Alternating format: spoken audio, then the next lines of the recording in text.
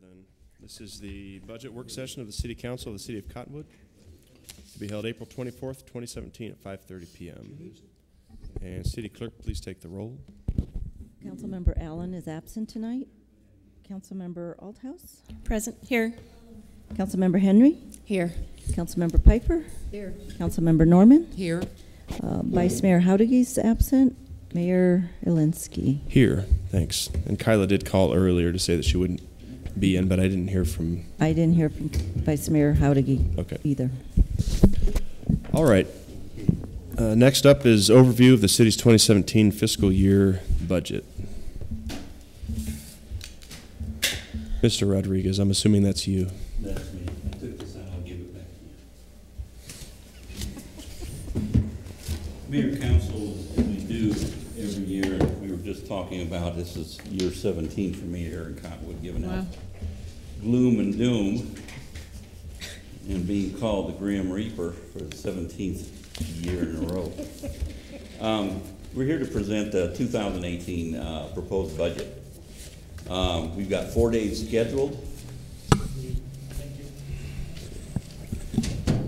We've got 4 days scheduled. We're hoping to do it in 3, but the fourth day being Friday, we'll maybe have to use it for the budget wrap-up.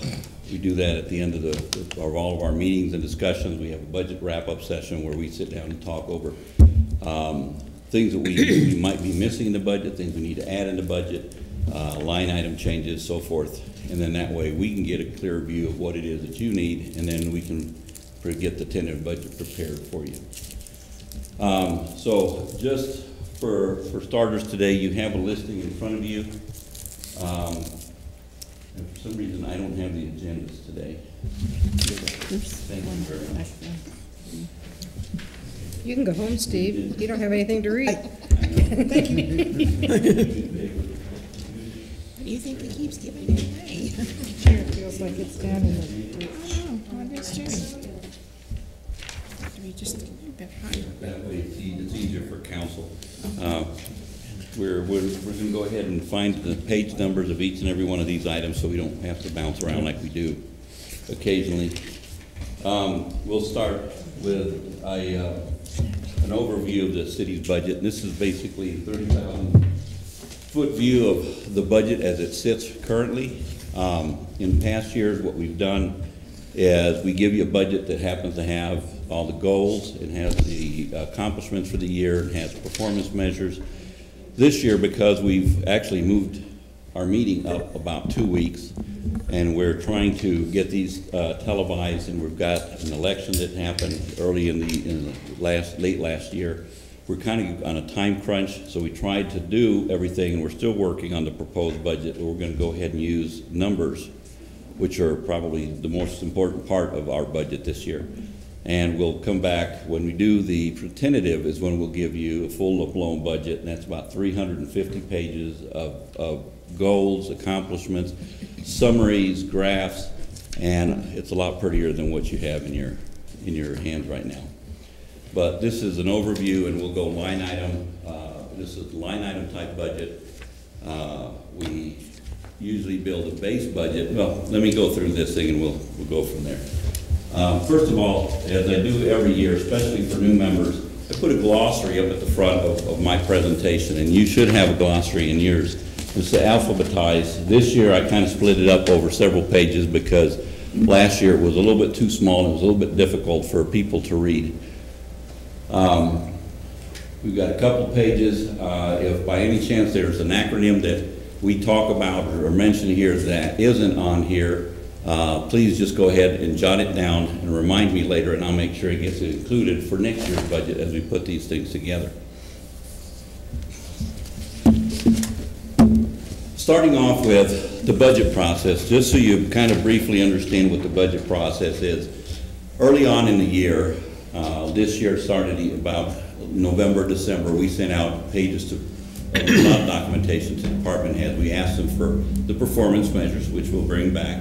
We also do the accomplishments and goals, which we'll bring back during the tentative. But we also asked them to give us a base budget. What will it take to run the city? Just a turnkey, no capital, no staffing, nothing, just so we can open our doors 5 days a week, 24/7 for those that are 24/7, and meet what we currently have on our books.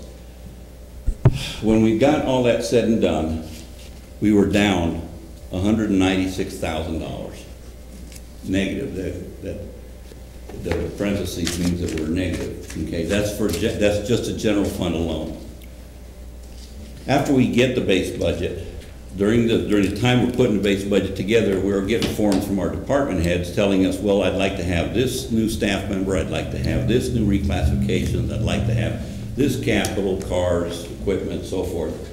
And we compile all that, and you have a listing of them in your budget. These long listings are details of all the capital requests that the city employees or staff has asked us for. And gives you, we have it on there because there is some things that were budgeted, some that weren't budgeted, and we'll go over those when we get to them. We take all this information, we sit down with the city manager, and this year we had the mayor sit in with us, which was kind of unusual because we've never had a city mayor sit in on our budget meetings between the city manager and finance. So it was pleasant to get some feedback in between sawing and stuff like that. Worked out Was really well. was that pleasant? We went through all the personnel requests, all of the capital that the staff wanted, and still tried to stay true to our operational budget. We made some tweaks, some things were pushed out towards the end of the year so that we could overlap 2 years in order to try to make the pain as less as possible. By the time we were done with that meeting, we were already sitting at $784,000 worth of deficit. Okay, that doesn't mean we're bankrupt as all these people claim to say we are. All it says is that we have to go back and we have to make some sort of adjustments. Now this council, part of it being new, part of it being here for some time, has already been made aware over the last 3 or 4 years that we've got to make some changes in our revenue structure and possibly our expenditure structure. And we're going to go over some of those items a little bit further down the road. When we requested from department heads to come up with at least a 3% cut, we realized that the smaller departments, such as the city clerks, the finance department, admin, there's only so much you can cut in them without starting to talk to staff. We were very fortunate, again, this year that police came through for us, and we'll talk over that. These are the 4 areas that got hit the hardest this year for budgetary cuts. And in order to go ahead and get rid of, make that $784,000 disappear. So currently, our budget, after weeks and months of work, both internally and externally, we're sitting on an $84,995,470 budget. And you can probably look at it and say, holy cow, this city, can they afford that? Let's step back just a few minutes and look at what it is that really happens when the city of Cottonwood puts together a budget. First and foremost, when you put together a budget, the city of Cottonwood always budgets all of our reserves, all of our grants that could potentially happen. They could be $1,000, they could be $1 million. If the department head is going to go after a grant, we usually put in the revenue as a grant, any offsetting, any required in-kind compensation, and then we also put in the expenditure of the grant itself. We include all anticipated capital improvements that we would like to see that were put in during the meeting between the city manager, finance, and the mayor. And then we put in any type of financing that we might have on our books. This year we have no financing on our books. We don't have any lease purchases planned for this upcoming year. But what we want you to see is we start with our original budget. That's what the council originally approves at the end of these meetings. Then we have a revised budget. When we go to department heads and tell them, what do you want for next year? At the same time, we ask them, I want you to take a close look at what we're doing this year and give us an estimate of where you think you're going to end. Because obviously, whatever they don't plan to use this year is something we can roll over to the following year. And that's where these numbers change quite a bit. As you can see, from revised numbers, from original numbers to revised numbers, there's a huge drop, and this thing's dying on me. There's a huge drop, as you can see, in some cases, up to $63 million drop. And that was when we were planning to do some refinancing way back when, and didn't happen, so we budget for it, and if we don't use it, we go ahead and remove it during the revised budget. Then at the close of the year, we go out and we have our auditors come in, they go through it with a fine-tooth comb, take out anything, actually should make sure that all of our entries are recorded correctly, and then we come up with yet a final bottom line, basically doing the actual of what was spent for that respective fiscal year. And then again, we have yet still another drop, okay? So as you can see, our budgets have run all the way from $40 million all the way down to $28 million. So people like to use these numbers when in reality, this is what it actually costs the city to run. The thing is, again, we always budget all of our reserves, potential grants, and any type of financing, whether it's going to happen or not. We have to have budget authority. So you know, in the state of Arizona, if you don't have the budget authority, you cannot spend it. Back, I believe, in 2007 or 8, we had a Fire Act grant when we first tried to increase our fire department, and because we didn't have the budget authority, we had to turn away a huge grant because we didn't have the budget authority. Okay, so we have to have the budget authority, and that's why these numbers start off really, really big. It is kind of like your operating capital and any grants that you potentially see that you're going to get, we've got them in there. So, and by the way, if you have questions as we're going through here, please go ahead and ask, because I know we've sent this information out so late. Tomorrow, when we sit down to talk budget, I'll probably give a few minutes at the beginning so we can review some of the stuff from the previous day, because I'm sure once you sit down and go through it, you might have some questions. I don't want to leave any questions out, or so I can, if there are any questions that are out, by all means, go ahead and email them to me after the meetings tomorrow sometime, and I'll be happy to research them and get your answers back to you the following day.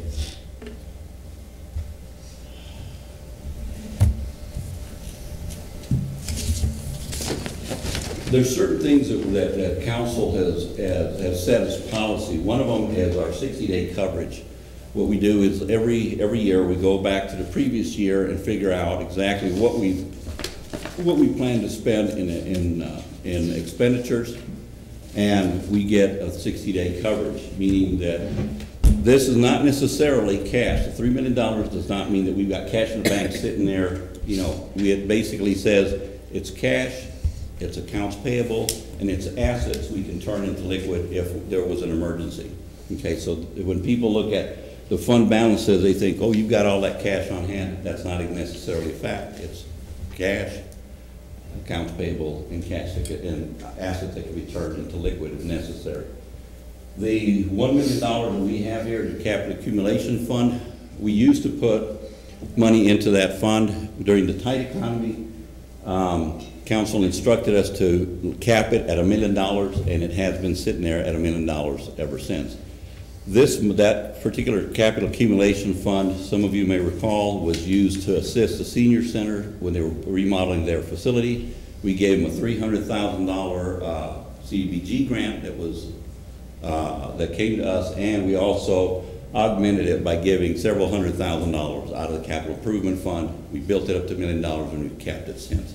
That is actual cash in the bank. Lastly, the council has asked us in the past to try to keep our undesignated reserves at $100,000. This year, we tapped into that 100, so we're just sitting at about $30,000 available in the undesignated reserves. And that's basically money that we may be getting in that is not designated to anything. Council can go ahead and use that money for projects or otherwise. We also used to have a 1% sales tax for general fund capital. That has been totally exhausted. And the 0.2% sales tax for public safety, that has been all used up, and it's being used to help fund the public safety or the communication building. So that will probably remain zero for several years to come until that's extinguished. So that's why those two numbers are still zeros.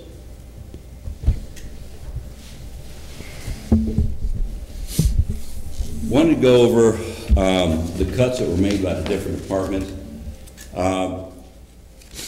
And one of the reasons it's important, I kind of grouped them together. I didn't get a lot of detail. I tried to give a small description of what it is that they cut. Some of these cuts that were made are actually going to affect some of our programs, but we needed to get them done in order to balance the budget. So I went ahead and just put a brief description, and we can talk about it if you'd like. I will go ahead and probably interject some as far as the effect that it will have on some of our services. Administration cut a lot of their supplies, and they cut their manager contingency. They traditionally used to have $2,000. We went to $8,500 a few years ago, and now they're down to zero in their manager's contingency. The airport, they cut their contractual services, operating equipment, supplies, fuels, expenses. City clerk took out their travel and training, vehicle maintenance and supplies, code enforcement tools. On down the line, if you notice, there's something in there that is probably almost in each and every one of these, and that's travel and training. So we're going to have to kind of do away without some of our training budgets, and that's usually where it comes from, is our training budget that gets affected quite a bit. That's most of that right here. It happens to be the general fund. Can you just for a second go over that Sure. focus on success from economic development? What's being cut there? Just the amount that he can spend. That's all. They didn't detail what he would be cutting out of it. All he said was, I would like to reduce my focus on success by $7,700. Traditionally, he doesn't spend the entire amount. So will it hurt him? We don't know. I mean, this year he may need more, he may need less. But we asked for a cut, and that's where he trimmed it off from. But where's that money being spent, the focus on success money?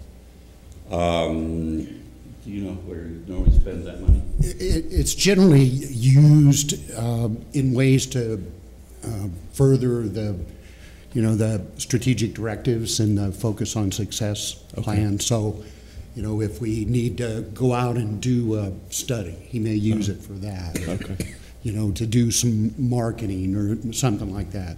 Okay. So you see, even some of these small departments, they took a bit of a hit.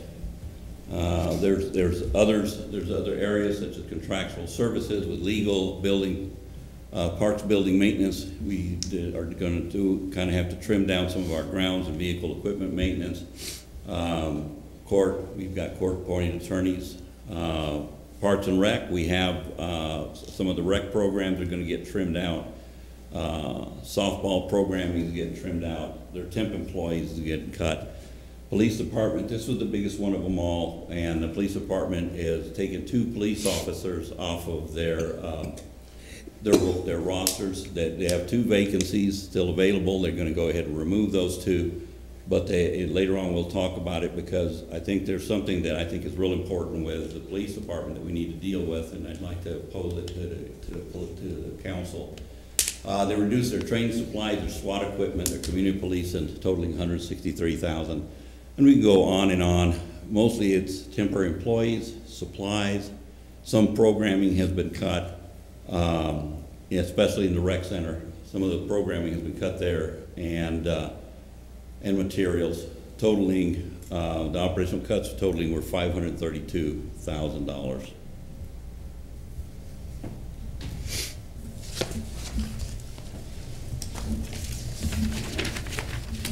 Going to personnel, all the personnel requests that we have here.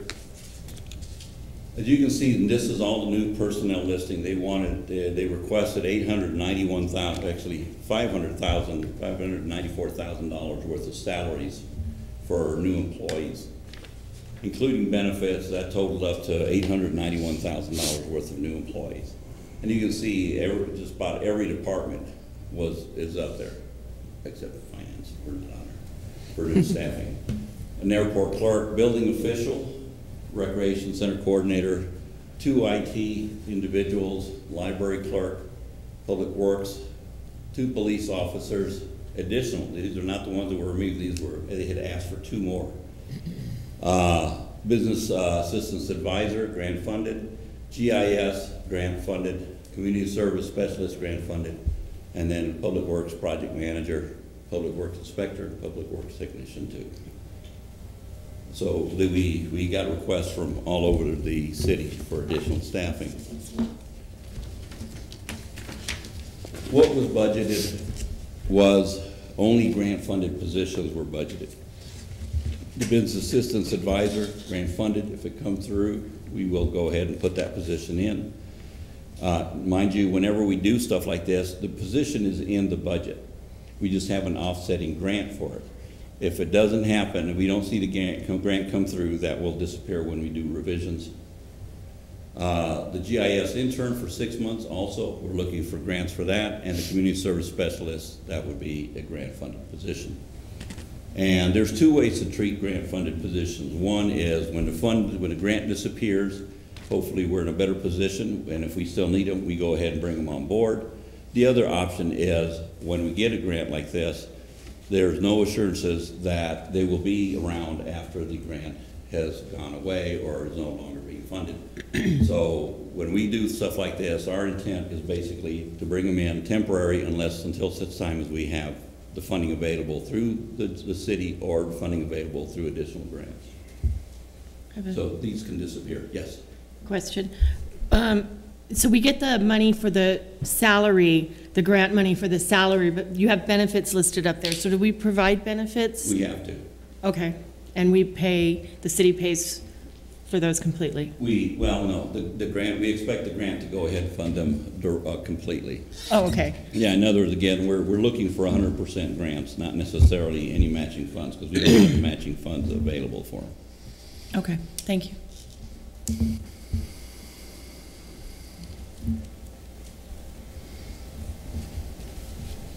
We have personal reclassification. As you can see, we've got a bunch of personal reclassifications up there.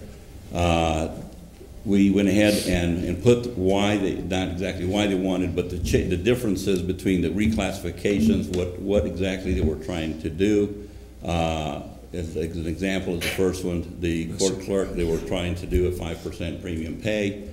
That one did not get funded, mainly because we don't do 5% premium on any employee in the city organization, except for police officers. And I know that Chief Gazelle has been trying to get away from that and basically give them an actual salary versus a stipend for doing, their work. So you can see actual salaries that were going to be increased was only $11,000. Total cost was going to be $18,000.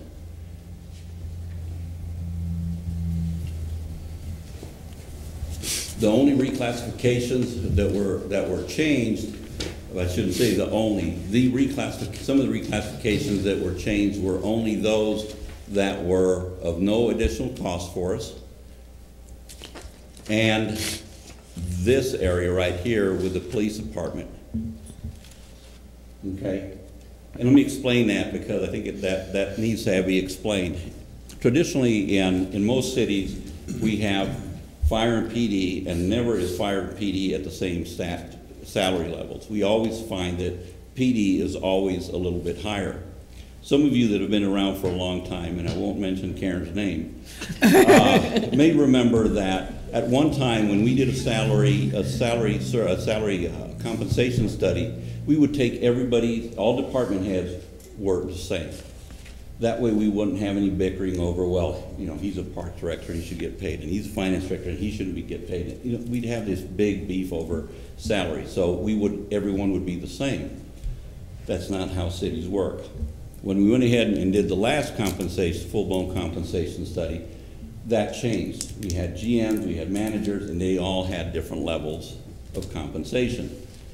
And then, but at that time, we went ahead and continued to keep fire and PD at the same level, causing us some compression issues, especially in fire, because of course it's a lot bigger staff, there's a different hierarchy, they go ahead and have compression issues. And that means when you have, let's say, a new sergeant that comes in a position, And it turns out that you have a police officer that is earning a lot more than he is because the salaries are so tight. Well, what we do is we're going to deal with those one on as-need basis rather than trying to make a whole new study. But when we were doing that and we started looking around, we realized that most cities, if not all cities, most cities have a differential between fire and police department. So when looking at it, we figured that if we made the differential, take for example, you have the police officer will go up two steps, sergeant 2 steps, commanders 2 steps, police chief 2 steps. The actual cost is only $6,462. And the only reason that it's that cost is because most of our police officers right now are already in the range, okay? We might have to do a few tweaks in here and there, but they won't amount to very much money in order to make sure that there's some disparity between that officer who's been here for 3 years and happens to be with a new guy who's been here 1 year or less than that. But those are fairly small amounts, and we should be able to tweak those for well under $10,000, let's say, or thereabouts. But we do want to make the police department, a little bit more like other departments, having that range difference between the fire department. We also made some changes up here with the fire department.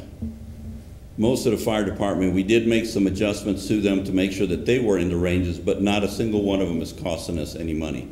We have fire captains are going to be switched over to fire captains battalion chiefs, and there's a reason for that. When we have a fire captain and they want to move up the ladder, they can't seem, to us, a fire captain is basically, you're up there right before you get to chief. In other organizations, especially the bigger districts, you can't get in to be a fire chief unless you've had chief on your title somewhere. Now, for us, what we're doing here is we don't want to take away the fire captain name. So we will do the fire captain battalion chief. And what that will do is now Mike doesn't have to be here every single day of the week. He has family up in Prescott. He'd like to get a break. These captains will now have full authority, much like the chief does, if he is out of town. He doesn't have to worry about whether whether it's well taken care of or not. Not that they wouldn't do anything wrong, but he now can basically saddle these people. It's your responsibility. I'm taking vacation. Your problem. You take care of it. And if there's anything that goes wrong, they have to be responsible for their actions. All it is we're giving a little bit more responsibility to ease the pressure off of the fire chief, and at the same time, it gives them that title so that if they want to go look for another job somewhere else, they can. And several of them have. The problem they keep coming back to us is not that we want them to leave, but many of them still want to grow. And they can't seem to go anywhere unless they have the chief title somewhere in their title. But it's not going to cost us anything. It changes the range on them. Many of these guys are already at the top of their range. It changes it a bit, but it keeps it below the police department, and it gives them an opportunity to still promote somewhere else if they'd like to.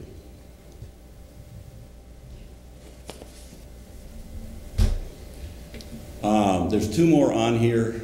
An admin services general manager to deputy city manager, and then the communication communication services is actually the rec center. From a head lifeguard to facility maintenance, we're going to go ahead and switch that person into facility maintenance. That one has no range change, and the admin services general manager to deputy city manager has a bit of a range change, but it doesn't cost the city because that would be I'm already in the range.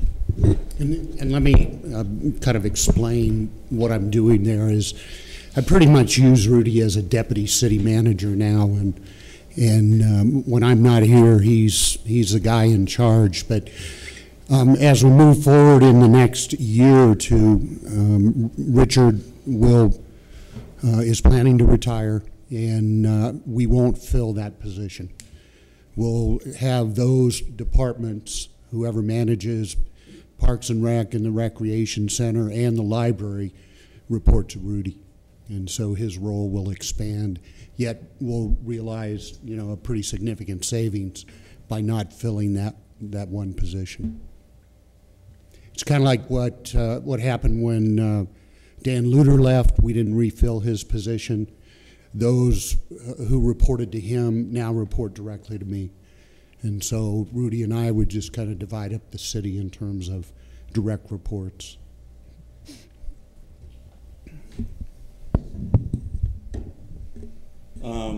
I did have a short explanation here of the PD, and we're looking at, you know, less than $7,000 to do those reclassifications. I think it will also help through, on the PD side, to go ahead and have the, help us with recruiting by having a little bit higher range, starting range for them. And as you know, we've been having some issues with recruiting officers.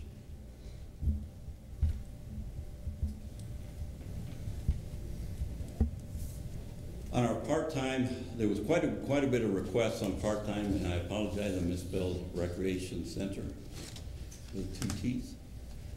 All of these positions, there was temporary requests, $96,000. We did not fund that. As you noticed in the prior slide, we were already cutting temps out as it is, so didn't make much sense to add additional part-time staff if we were already cutting out temps.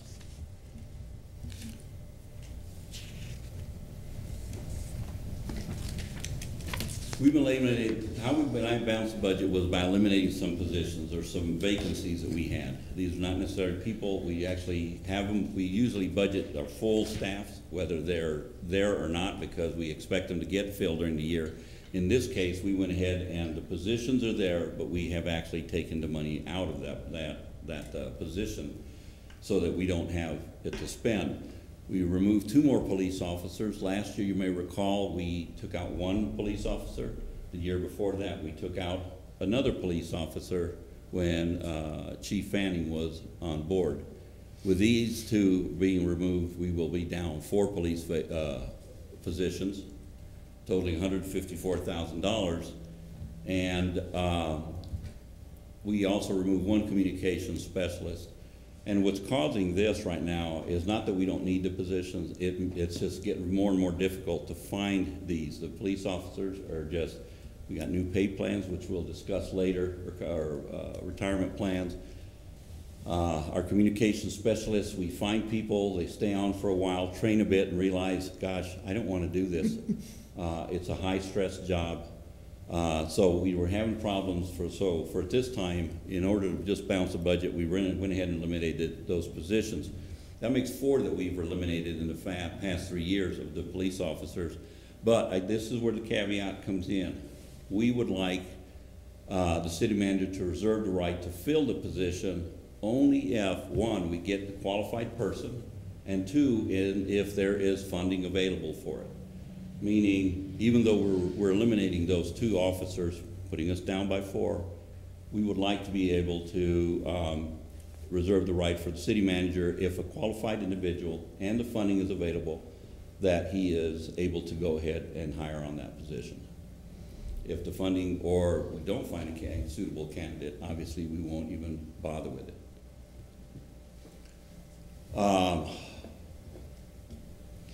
Now, funding would be made available by, if our sales tax revenue comes in higher than anticipated, or how would the funding become available? Funding, it might be a grant, it might be additional sales tax coming in, it might be a change in our revenue structure. Okay.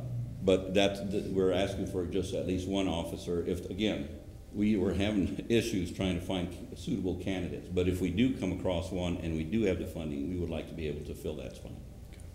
It's not in the budget. What we will do is make a budgetary adjustment and bring that person on board. Just wanted to give you a heads up, those other 2 officers, these 2, and the communication, as I mentioned last year, they will be needed in the future years if we can get people in these positions. They're much needed positions, and if we could find good, solid candidates, we'd love to have our police force fully staffed, as well as our communications department. Mr. Mayor, if I could just jump on that, I happened to see a news piece yesterday where DPS, the city of Phoenix, and I think it was Maricopa County Sheriff were holding a press conference this week on the public safety hiring crisis. They can't find, in the state, just can't find people that want to do the work. Yeah. They probably want to work, they just don't want to get shot. Right. Yeah. Now, we have pretty high turnover at the communication center, isn't that right? Yes, we do, and that's concerning as well. And these are positions now that we advertise continually. Yeah.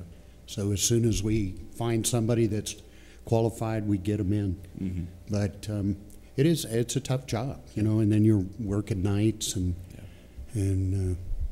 so.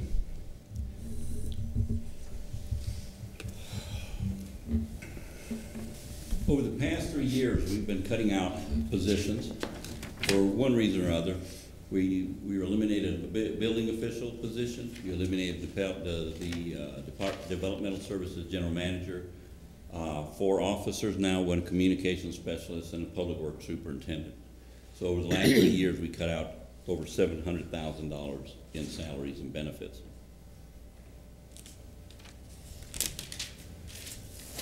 Wanted to touch base on the employee benefits, because they're especially the retirement we'll touch base on, but currently the merit program in the budget is fully funded at $432,000. The cost of living this year for the COLAs was at 0.3%, a whopping $33,300. That has been eliminated. You may recall last year the COLA was Zippo. There was no COLA at all, so we funded it since it was 0. Our longevity, $48,750, that one has been eliminated. We started it 4 years ago, I believe. We did it 1 year, and we haven't been able to fund it since. So we're struggling with trying to make sure that we fund that longevity. Mind you, what longevity does, it helps kind of rewards people for the amount of time that they spend with us, their tenure with us. We have employees that are already hitting the ceiling of their positions, and they won't be able to get anything unless there's a longevity distribution or there's a cost of living change. So that may start hurting us, because we encourage staff to get us. We pay reasonable salaries for employees to stay with us, and then when they hit the top end, they can't get anything else, and many of them are just here 10 years and they hit their top end. Makes it a little bit difficult for them when they know they can't get a salary increase any longer. But nonetheless, we had no choice, so we eliminated the cost of living and the longevity, and that may hurt us in the future. Rudy, what is the merit funded at? What percentage? Do you recall what percentage? In the budget, it's funded at 5. It's funded at 5%. Just to be cautionary. Thank you. So just to be clear on that, so that means that every employee in the city of Cottonwood could get a 5% merit increase. Oh, well, yeah. If everything were perfect and we all walked on water, yes. But we don't. Our range goes anywhere between 3% and 5%. But that's each and every employee, exempt and non-exempt. And unless they're at the top of the range, and then they get nothing. And since we're on it, what about new employees? Are they, so somebody, or a new position, are they budgeted in as well? If it's a vacant position, they can get half of the max, which is 2.5%. In 6 months. In 6 months. So that's their probationary period, then it's 6 months. For regular employees, yes. For public safety employees, that's a whole year. Okay. So what do we typically come in at then? If the $430,000 is every employee getting a 5% increase, what do we average over the last few years? Any idea? What percentage? It's difficult to ascertain because we have 200 plus employees and they're all over the board. So it's difficult to say unless we went one by one and went through each and every PAF, is that what they're called? Yeah. PAF, and find out exactly what it is that each of them get to try to figure out an average. It's obviously, it's slightly less than the 5%. It could, and it's it's well above the 3%. I don't see PAF on your list of acronyms, so you're gonna have to find that one for us. Could we get maybe what last year's was funded at and what last year's actual was? Then we can figure it out. What is PAF? What is that? Personal action plan. Okay, thanks. And it amounts to roughly a little bit less than 1% is almost $100,000. Just seeing that it's $432,000 for anything any 1% we drop it, it's going to be $100,000, or actually less than $100,000. Okay, thank you. The health insurance premium this year is going to increase by 4%. Last year it increased by 2%, which are really good numbers considering the most of the industry is right at double digits. Do want to mention that and I've mentioned to council before, APEHP, being Arizona Public Employers Health Pool, has actually merged into, or will be merging into its own pool, a much larger pool, including Chandler School District, and will be named Kairos. And we'll have John Ashton down here in one of our May meetings to go ahead and present the new Kairos program. It's basically the same. It's modeled after the Arizona Public Employers Health Pool, which we currently have. We've been with them since I think 2001 or so. The thing is that we were able to bring in Chandler, and the Arizona School Pool is going to contribute some cash to make sure that this switchover is successful. And what the big pool will do is we have more buying power, which allows us to get services cheaper, which allows us to get, TPA third-party administrators cheaper, consultants cheaper, attorneys cheaper, everything cheaper, because it's going to be, the pool is going to double or nearly triple in size. That's the whole idea behind it, and the whole idea is to keep those rates down. Our APHP rates, we're going to jump to 10%. This is the Kairos rate, 4% only, and it's quite a bit of a difference. Employee premiums continue to be covered 100%, and dependent coverage is still subsidized by the city of Cottonwood. They have different rates depending on whether it is employee only, employee and child, employee and spouse, or employee and family. So each one of them has a bit of a different rating structure. So there's different rates, and you can see the percentages on our previous year's budget. What is the range of dependent subsidy? 60, 70, and 80. It's 80% covered by the city for children, 70% for spouse, and 60% for family. 80 for spouse, 60. 80 for children, because that cost is lower. 70 for spouse. Okay. And 60 for family. I see. How does that compare with some of the other larger employers? Do we have any idea? Yeah, like we have the county, idea. the hospital. We've looked, not necessarily the county and the hospital, but other municipalities, fire districts, and so forth. They're all over the board. Some don't cover any at all. Others cover. You have fire districts that will cover the full gamut: employee, all dependents, out of pockets, all deductibles. They will cover all of it. Not all of them do that. In cities and school districts, they only cover employees. Others cover employees and do what we do, partial dependents at different amounts. So it's all over the place as far as the kind of coverage that we have. There's no real standard out there that we were able to find. Went through this exercise when we were looking at the fire and PD differential salaries. We're trying to figure out, making sure that we were comparable to other areas as far as our benefits were concerned, so we could be able to equally recruit people. Sure. But we're all over the gamut on this one. So it was actually our compensation consultant who came in and studied the market both in terms of salaries and benefits, and basically said that we're about the middle of the pack. How is family defined if it's not spouse and children? Who gets that 60%? That spouse and children is family. I thought they were covered at 70 and 80. It's two different, it's children only, not the spouse. Spouse only, not the children. Or family, meaning children and spouse. So entire family is that? Exactly. Thank you. You're welcome. And how much roughly does that cost the city? Just the dependent coverage alone? What's the figure on that? I asked for it, so I got a copy. Apparently, did? because Okay. I asked somebody for it. I can't read it, though.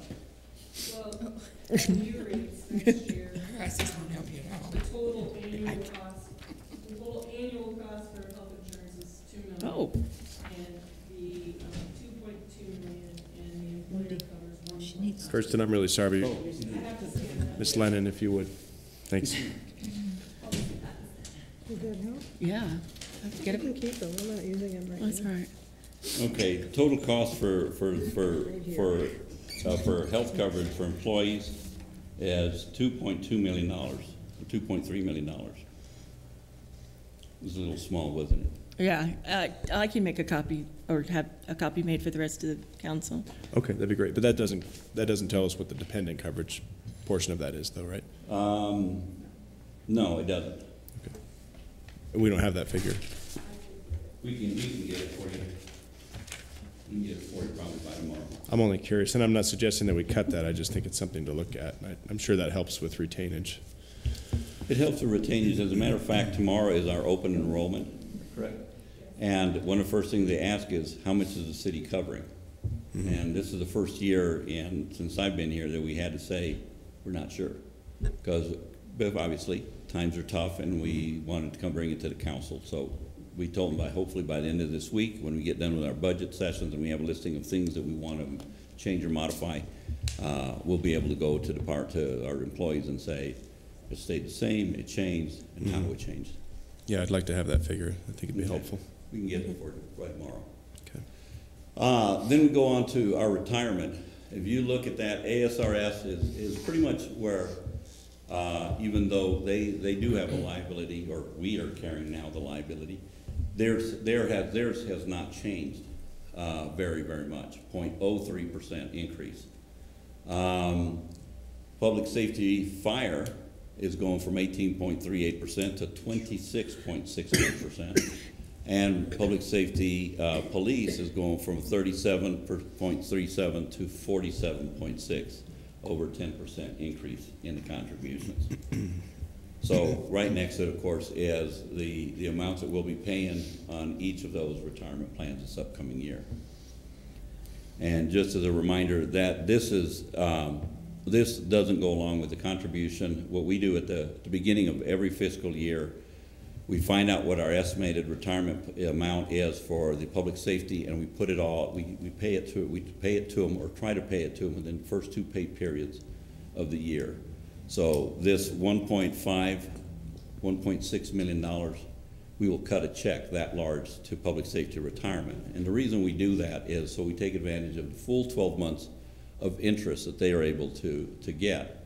If we paid it monthly all year long, we'd only get, percentage every single month. So we pay it all up front to try to cut back on our liability.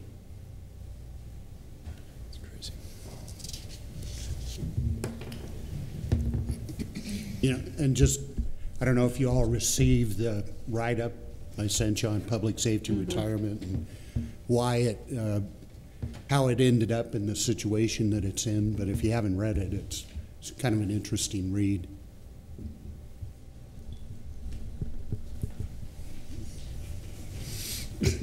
And one thing about it, just so you know, was it GASB 68, is that correct? GASB 68 a few years ago was what actually, in a sense, forced the state to go ahead and pass that liability on to us. Prior to GASB 68, it was the state's liability. They're the ones who, or the actuary, they're the ones who tell us what we need to pay. And the new GASB, being Government Accounting Standards Board, pretty much said, well, it shouldn't be theirs, it should be the individual municipalities. So suddenly we've got the liability on the books. And we're paying into it, trying to get it down. It'll be decades before it's completely paid off. For this upcoming year, starting July 1st, there's a new public safety personnel plan, and as the bottom two bullets tell you, the information is really up in the air. They haven't given us all the information on what's going to happen. Here we are just a couple of months away from starting a new year, and they still haven't decided what they're going to do with some of this plan.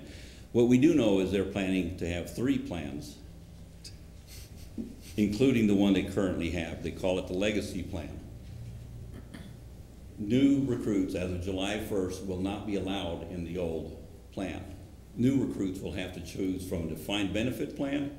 It's a 50-50 contribution between employee and employer, and an unknown percentage will be to assist the current plan or legacy plan. Then we'll have a defined contribution plan, which will be 9%, okay, plus a 1.7% disability portion. The defined benefit has a disability built in. And then again, an unknown percentage that they want to collect to help, again, the legacy plan. And then they have this kind of a hybrid. It's a 50-50 split, but if you don't contribute to Social Security, that employee has to contribute 3%, employee matches that 3%, and again, we have no clue, but there's going to be a factor in that place, in that retirement structure to assist the legacy plan. But we're still not exactly sure what that unknown fat percentage is going to be. And we're actually kind of up in the air whether these will hold up or not. So we're still working on that one. But just want to give you an update on what's going to happen July 1st with new recruits. Now, mind you, this is nowhere near what the old plan for public safety was, which is going to make it even more difficult for us to recruit people.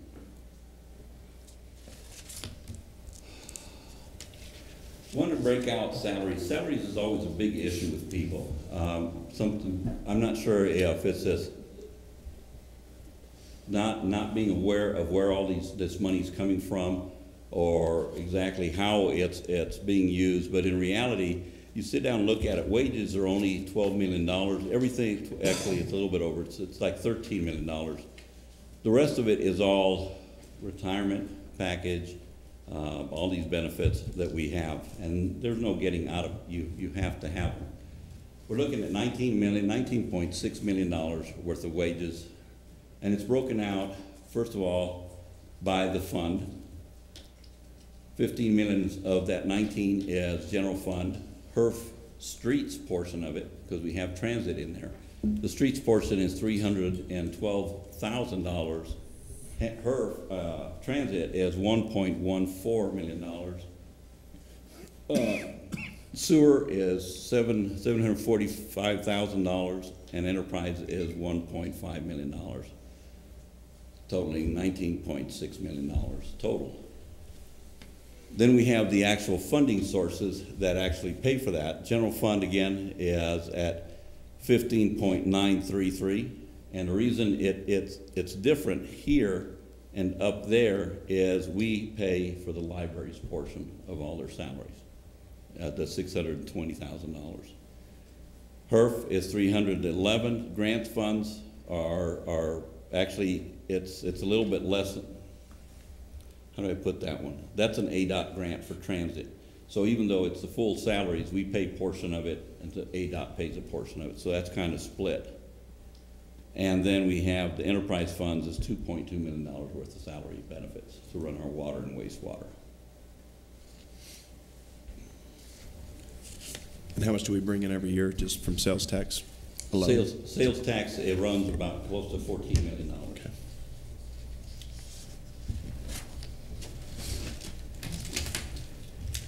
All right, let's talk capital outlay. You have some sheets before you. What I did was I consolidated everyone's capital requests into their initial which is broken down to the under 35,000, which we call, you know, it's capital for us because we're still relatively small.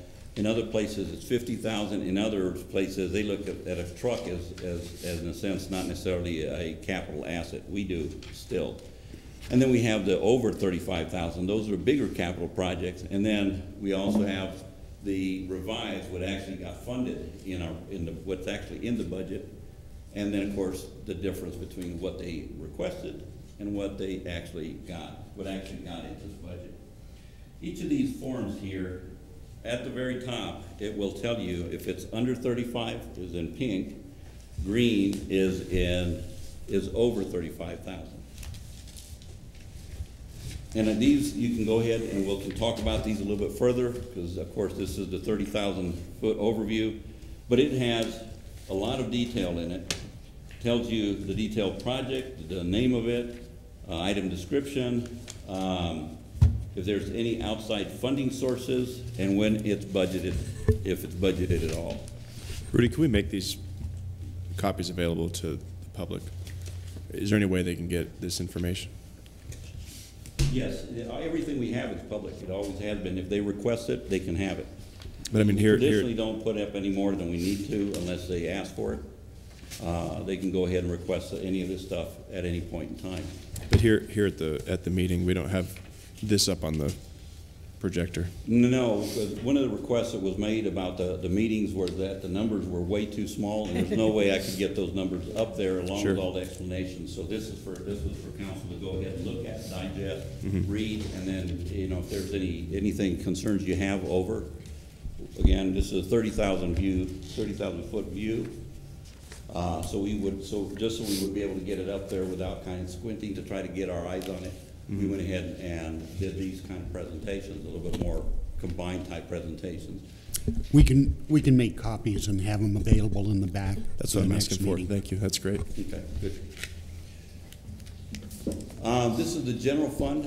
Our initial request is $8.4 million. That includes $636,000 worth of under 35,000. Over 35,000 is $7.8 million. We only included in the budget $2.9 million, the adjustment of $5.5 million that we did not budget for. And that's just the general fund alone. On the following sheet, we do have streets or special revenues in our airport funds, as well as our enterprise funds. Their initial request was $9.75 million in special revenues, 9.5 of it being over 35, $229,000 is for under 35. The adjustment is 6.5 that we did not fund. We only funded $3.2 million worth of projects. And the only reason we kept such a large in the airport is because that's mostly ADOT aviation grants, and we contribute a small portion and the state contributes a small portion, and it provides a lot of benefit to our airport. Wastewater and water is $4.7 million. We only funded $4.3 million of the 4.7, taking out $450,000 worth of requests. And we'll be talking about specifically wastewater a little bit further down in the presentation. So overall, including general fund, special revenues, and enterprise funds, we're looking at $22.9 million worth of requests. $12.5 million were, in a sense, not approved to go into the budget. Only $10 million of it was approved to go into next year's budget. And again, when you go through these sheets, we've got all these days to go over them. If there's any questions or concerns, please just email them. We'll get you the information right back to you. And of course, the budget is always it's a living, breathing document. So even after this Friday, if things come up, send them over, and we'll be happy to go ahead and get your response on them. You know, it's probably also important to state that the largest percentage of those capital requests. There's many of them that are contingent upon grant funds. If we don't get the grant funds, then obviously they don't get done. But we budget it just so we have that spending authority. It's a good point. One of them, of course, is airport is one of our bigger ones, and of course the transit grant is also a big one too. Though the transit grant doesn't have a lot of capital this upcoming year, it still is a grant-funded program. Okay. Any questions before we move on a little bit further? Okay. All right, we'll move on to funding outside agencies. We're looking to fund agencies the same way we did last year, with the exception of the Chamber of Commerce. They have a 3% bed tax that we collect. All of it goes to the Chamber of Commerce. It is split between the Chamber and the Economic Development Council, 85-15 respectively. Obviously the Chamber gets a bigger chunk. We'll be having these organizations present to you hopefully tomorrow. We should have most of them show up for the presentation.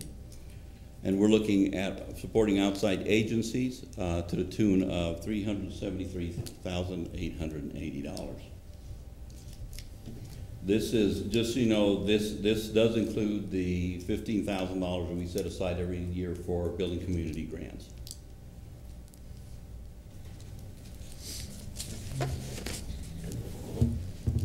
Want to touch base on wastewater.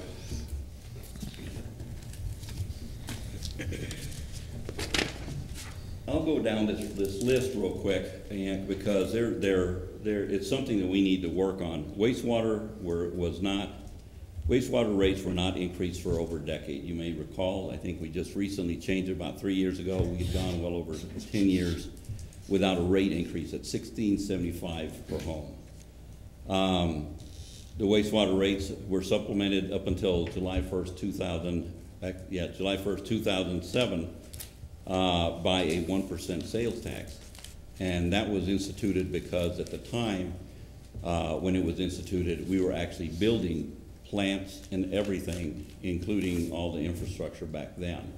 And the best way to fund it at that time, because it was such a large amount, was to use a sales tax rather than trying to set up a property tax or trying to raise these ginormous rates to be able to pay the debt on it. We used a sales tax so we could spread it out amongst more people. That supplemental sales tax was used for capital, debt service, repairs, and maintenance, which of course, it being over the years, it kept our rates artificially low.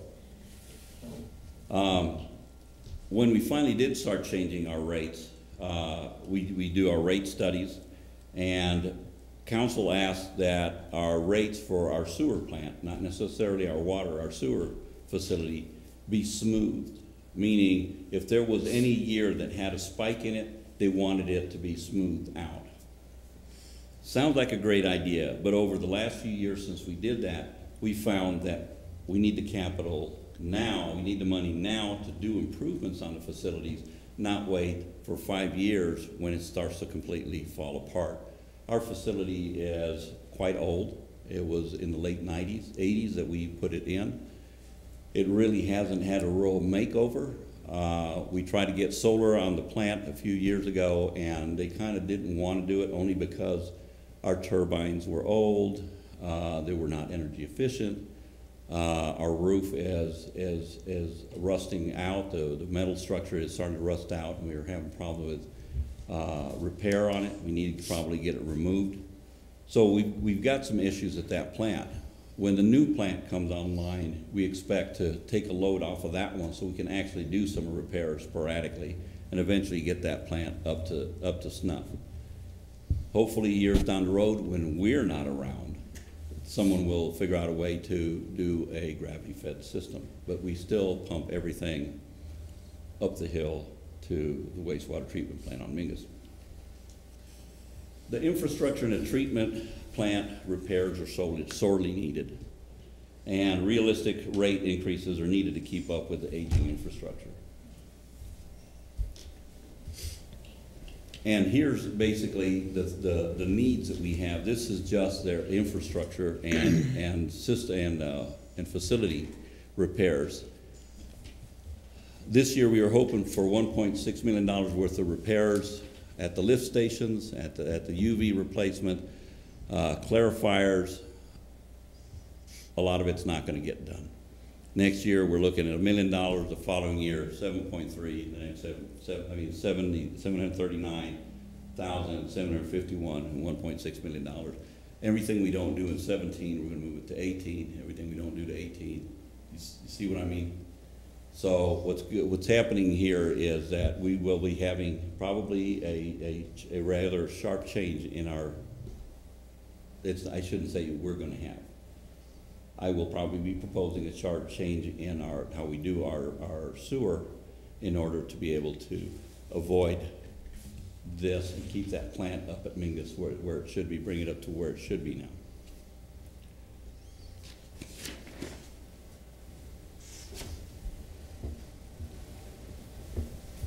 Here's my concern. Okay, this year alone, okay, budget-wise, we're looking at a $1.1 million shortfall, and this is for infrastructure, not operations, just infrastructure. The cost of the riverfront facility, of course, we always talk that 8.5 million, 8.5. Even when we spent $1 million in consulting fees, we still looked at 8.5. Obviously, it's going to go well over the 8.5, 9.5, $10.5 million.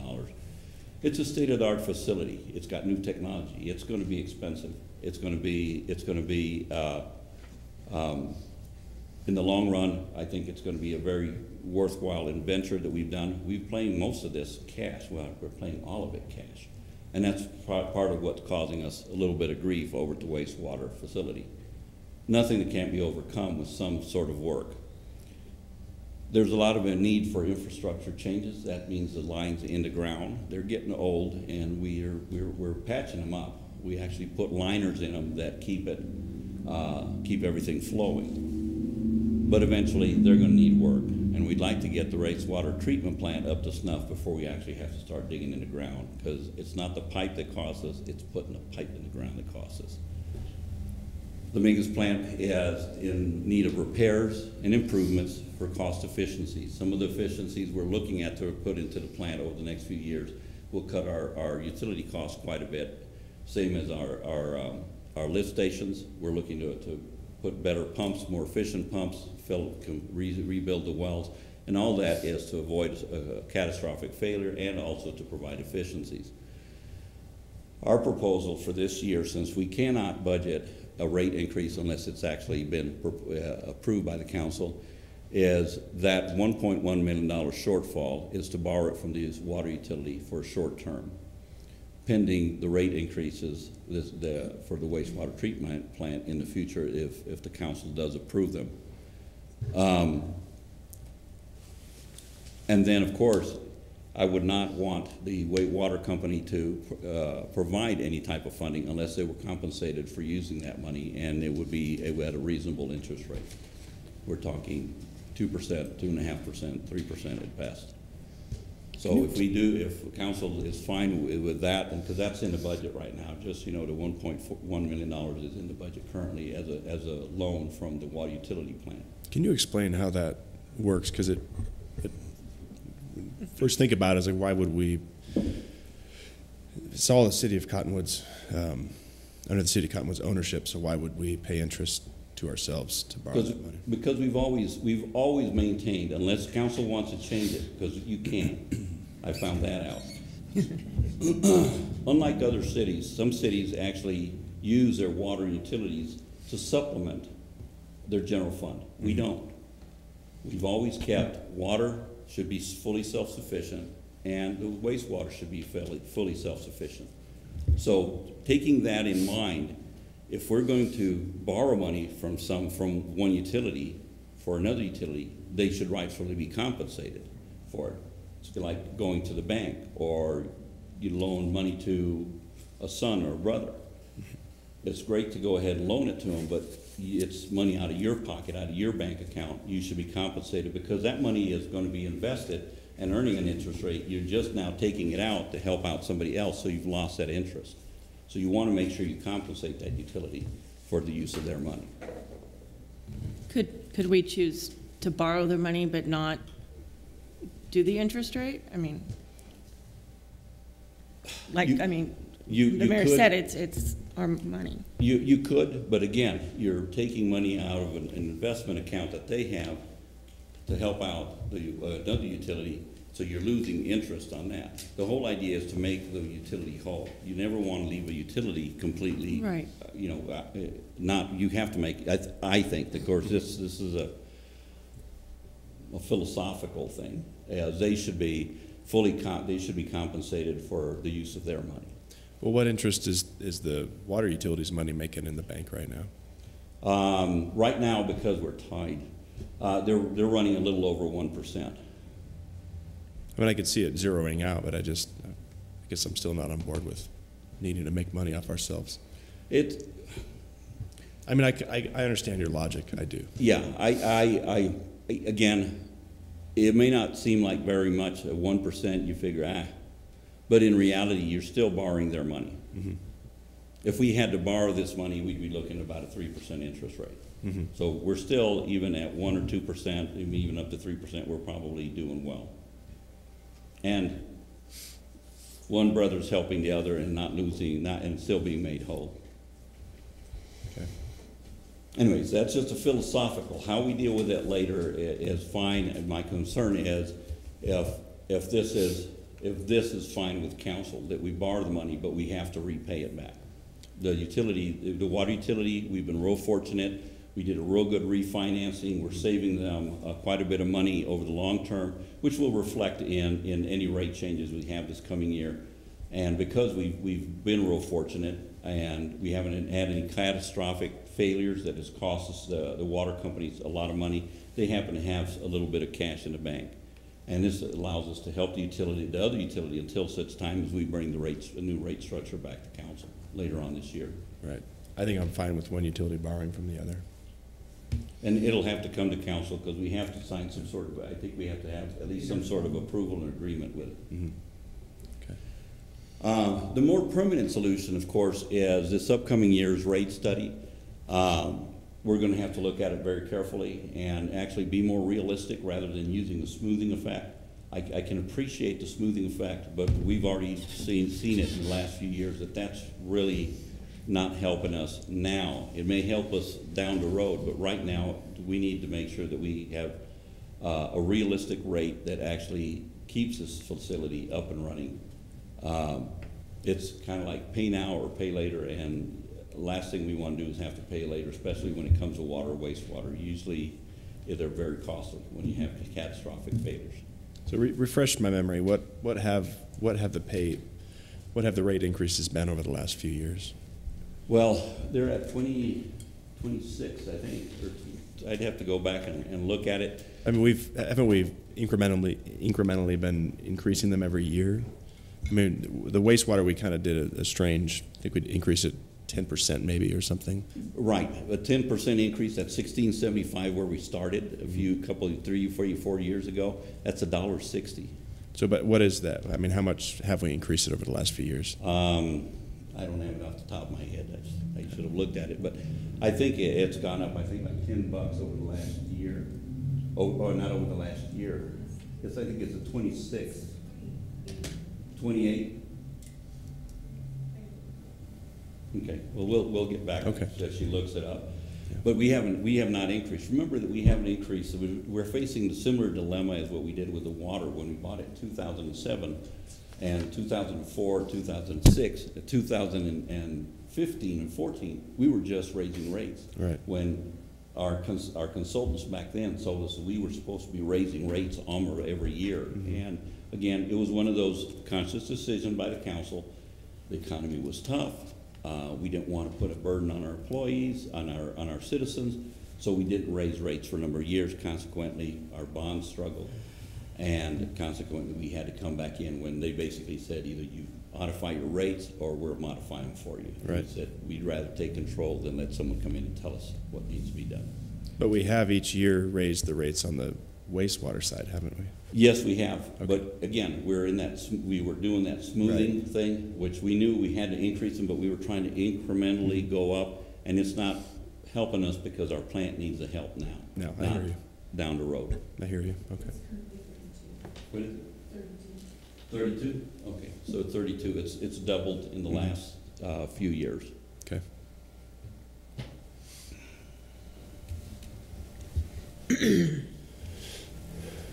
All right, so we've kind of finished up the 30,000 foot overview.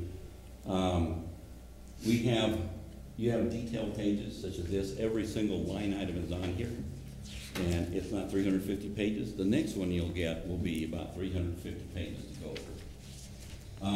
We've got a schedule in front of us,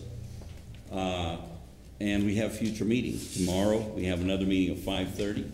Thursday, we'll have another meeting also at 5:30, and then on Friday, we have the potential for another meeting as a backup date.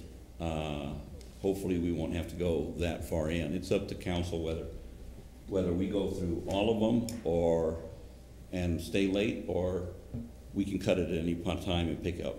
In the past, what we've basically done is, because these are day after day, if by any chance we get to a point, it's going to go into 6:45, the council gets to a point where they say, okay, it's a little bit too much for me, and if you want to adjourn, we can always pick up from that point on and begin the next day from that point on. We've done that before, right? So what you're saying? Only with one or two departments, because we Right. have posted these agendas. Right. We are required to post them 24 hours in advance of what's on the agenda. We've run out of time for maybe a couple of departments that have been, but nothing like cutting it in half. No, I'm not. I hope we don't have to cut it in. So what you're saying is that all these departments that are listed under the agenda right now, we have the next 3 meetings to go through all these? No. Or are we going through these tonight? We're going to try to go through all of these tonight. Okay, I understand. Okay. These are all relatively, for the most part, most of them are mine. So that makes it a little bit simpler. But these are usually our smaller departments. Tomorrow we have our outside agencies that we contribute, such as the Senior Center and the Animal Shelter and Old Town Association and so forth. Those we've asked all departments that want to make their own presentation to give us a PowerPoint, and we've asked them to limit it to 10 minutes because we don't want to make this, especially these small departments, you don't want to sit here for $200,000 when you're looking at an $80 million budget. You don't want to sit here for 30 minutes to discussing $200,000 budget. So we've kind of asked them to limit it to 10 minutes or less. John has only given 5 minutes just because. But on June the 6th, we're looking at the public hearing on the tentative budget, and we will look at requests for budget adoption then. And on June the 20th, 2 weeks later, we'll again have another public hearing, and they ask council to adopt the final budget. Mm-hmm. Just so you know, we can go past July 1st. Not sure why, but legislature, our statutes allow us to go ahead and go past July 1st. I think it's we can't go past, I think, the second or so Monday of August.